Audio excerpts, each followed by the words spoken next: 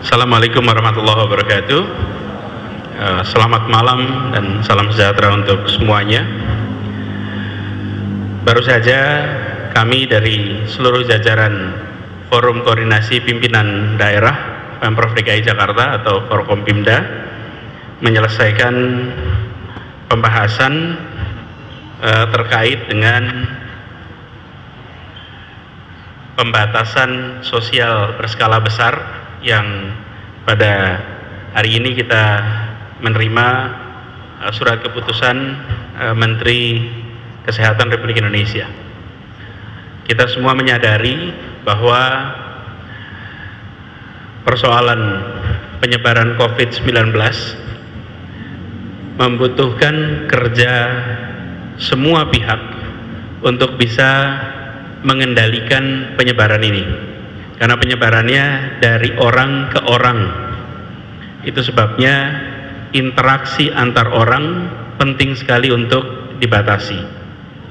Malam hari ini seluruh jajaran Forkompimda ini lengkap hadir di sini. Ada Bapak Pangdam Jaya Majen TNI Eko Margiono, kemudian Pak Kapolda Metro Jaya Irjen Polisi Nana Sujana, kemudian Pangko Armada 1 Laksamana Muda TNI Muhammad Ali, Pangko Ops AU Marskal Madya TNI Khairil Lubis, Kepala Kejaksaan Tinggi DKI Jakarta Bapak Dr. Asri Agung Putra, juga bersama kita tadi hadir Kabinda DKI Jakarta Brigjen TNI Cahyono Cahya, Kasgartap 1 Jakarta Brigjen TNI Safrudin, juga dan Lantamal 3 Brigjen TNI Marinir Hermanto, dan seluruh anggota gugus tugas percepatan penanggulangan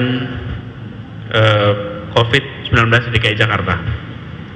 Dari pembahasan yang kita lakukan tadi, DKI Jakarta akan melaksanakan PSBB sebagaimana digariskan oleh keputusan Menteri, efektif mulai hari Jumat tanggal 10 April 2020. Secara prinsip, tadi kami sudah bahas bersama, secara prinsip selama ini DKI Jakarta sudah melaksanakan pembatasan-pembatasan itu, mulai dari seruan untuk bekerja di rumah, menghentikan kegiatan belajar mengajar di sekolah dan mengalihkannya menjadi kegiatan belajar di rumah, kemudian menghentikan kegiatan peribadatan di rumah-rumah ibadat, mengerjakan kegiatan peribadatan di rumah. Begitu juga dengan pembatasan transportasi, semuanya sudah kita lakukan selama 3 minggu terakhir ini. Jadi bagi masyarakat Jakarta yang akan nanti kita lakukan mulai tanggal 10, utamanya adalah pada komponen penegakan, karena akan disusun peraturan yang peraturan ini memiliki kekuatan mengikat kepada warga untuk mengikuti. Jadi kita berharap pembatasan nantinya bisa ditaati, sekaligus menjadi pesan bagi semua bahwa ketaatan kita untuk membatasi pergerakan, membatasi interaksi itu akan sangat mempengaruhi kemampuan kita untuk mengendalikan virus ini. Bapak Ibu sekalian yang saya hormati, ada beberapa prinsip yang nanti akan kita tegakkan di dalam pembatasan ini. Pada intinya, kegiatan belajar akan terus seperti kemarin, tidak dilakukan di sekolah tapi dilakukan di rumah. Kemudian semua fasilitas umum tutup, baik itu fasilitas umum hiburan milik pemerintah maupun tempat hiburan milik masyarakat, taman, balai pertemuan, ruang air Petra, gedung olahraga, museum, semuanya tutup. Kemudian terkait dengan kegiatan sosial budaya juga sama, kita akan membatasi itu. Pernikahan tidak dilarang, tetapi dilakukan di kantor urusan agama. Kemudian resepsi ditiadakan. Begitu juga dengan kegiatan-kegiatan perayaan lain seperti kegiatan ritual khitan, tapi perayaannya yang ditiadakan. Jakarta adalah kota pusat kegiatan perekonomian di Indonesia. Karena itu, dalam mengatur ini, kami membagi ada 3 sektor utama. Satu adalah pemerintahan. Pemerintahan terus menjalankan fungsinya.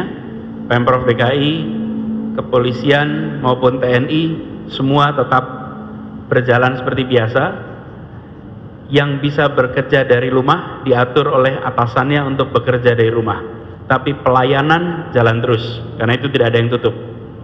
Kemudian untuk dunia usaha, kita akan mengatur bahwa kegiatan perkantoran dihentikan kecuali beberapa sektor. Ada 8 pengecualian. Pertama adalah sektor kesehatan, kedua sektor pangan, makanan dan minuman, ketiga adalah sektor energi. Ini seperti air, gas, listrik, pompa bensin, itu semua berfungsi seperti biasa. Kemudian sektor keempat adalah komunikasi. Ini komunikasi baik jasa komunikasi sampai media komunikasi itu bisa berjalan. Kemudian yang kelima adalah sektor keuangan dan perbankan, termasuk pasar modal, itu semuanya berjalan seperti biasa. Kemudian kegiatan logistik, distribusi barang itu berjalan seperti biasa, jadi tidak ini dikecualikan. Lalu yang ke-7 adalah kebutuhan keseharian, retail seperti warung, toko kelontong yang memberikan kebutuhan warga itu dikecualikan. Dan yang ke-8 adalah sektor industri strategis yang ada di kawasan ibu kota.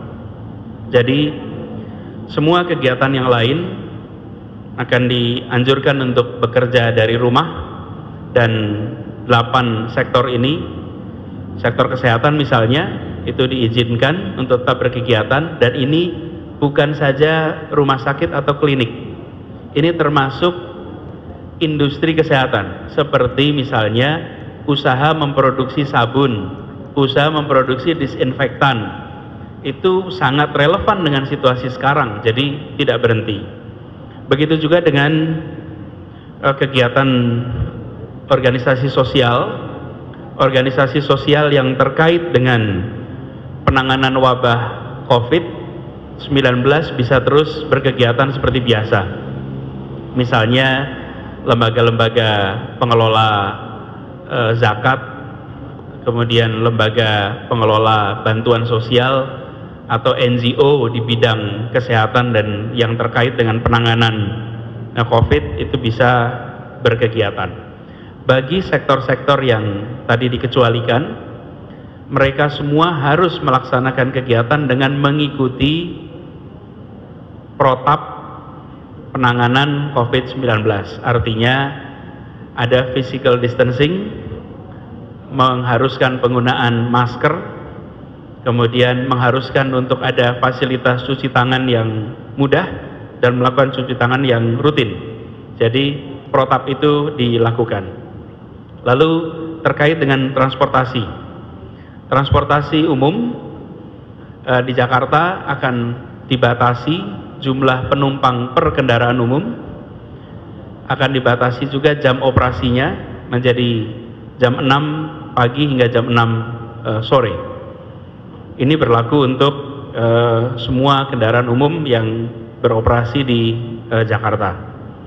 Kemudian yang terkait dengan tanggung jawab pemerintah, Pemprov DKI Jakarta nanti bersama juga pemerintah pusat akan menyiapkan bantuan sosial kepada warga miskin dan rentan yang terdampak atas pelaksanaan PSBB ini dan yang terdampak atas kondisi perekonomian yang turun akibat wabah COVID-19.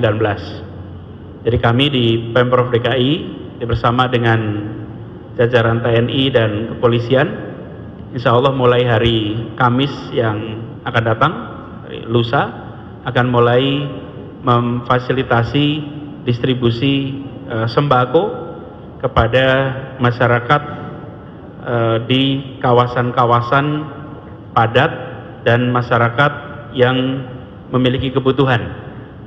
Jadi masyarakat miskin dan rentan miskin itu semua nanti kita akan distribusikan insya Allah mulai hari Kamis yang akan datang.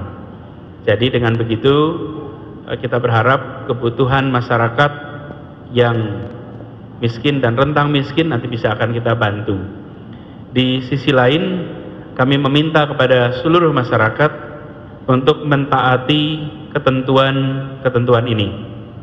Kita perlu menjaga sama-sama bahwa keselamatan seluruh warga akan sangat tergantung pada kedisiplinan kita melaksanakan pengurangan interaksi ini. Jadi penting sekali bagi semua untuk mentaati.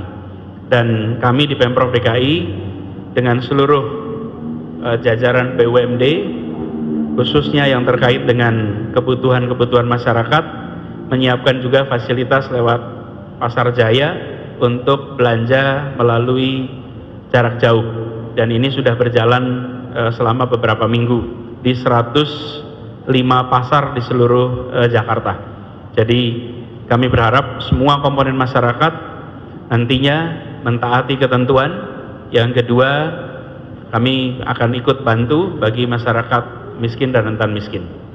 Nah, peraturan sendiri insya Allah akan dikeluarkan secara resmi dalam proses finalisasi. Mudah-mudahan besok peraturannya akan keluar secara resmi, tapi garis besar isinya adalah apa yang tadi kami sampaikan, bahwa semua kegiatan dilakukan di rumah kecuali 8 sektor yang tadi disebutkan. Di 8 itu yang kami akan izinkan untuk tetap berkegiatan.